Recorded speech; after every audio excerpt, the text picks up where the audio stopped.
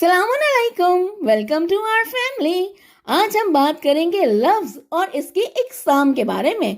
लफ्ज हमारे मुंह से निकलने वाली आवाजों की एक ऐसी तरतीब जो मानी और अपनी बात बयान करने के लिए इस्तेमाल होती है, जो लोगों ने बहुत पहले इजाद की थी। हरूफ की इस तरतीब को एक रुकन खरेक्टर के तौर पर लिखा जा सकता है। लफ्ज किसी भी जबान की एक इकाई है जिसके मानी पर इस जबान के बोलने वाले लोग मुत्तफिक हों। जबानें अल्फाज से बनती हैं।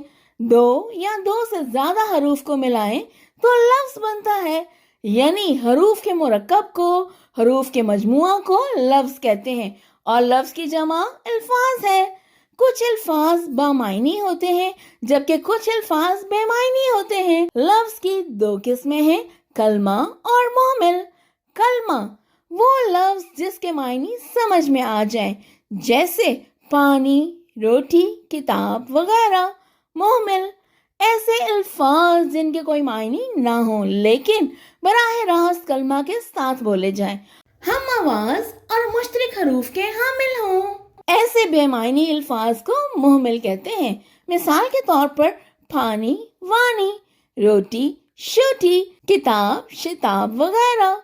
इनमें वानी, शोटी, शिताब वगैरह के कोई मायने नहीं, यानी ये अल्फाज मोहमिल हैं। मोहमिल अल्फाज रोजमर्रा की आम जुबान में किसी लफ्ज पर जोर देने के लिए इस्तेमाल होते हैं, यानी किसी भी रस्मी गुफ्तगू में मोहमिल अल्फाज इस्तेमाल नहीं किए जाते। अब यहाँ देखेंगे कि आना, जाना, क्या ये कलमा और मोहमिल की मिसाल है? नहीं, क्योंकि ये दोनों बामायनी अल्फाज हैं, इसलिए ये कलमा और मोमिल की मिसाल नहीं बल्कि ये मुरक्कब अल्फाज हैं, जैसे खाना, पीना, खेल कूद, यहाँ वहाँ वगैरह। याद रखिए, कलमा और मोमिल में बाद में आने वाला लफ्ज हमेशा बेमायनी होता है।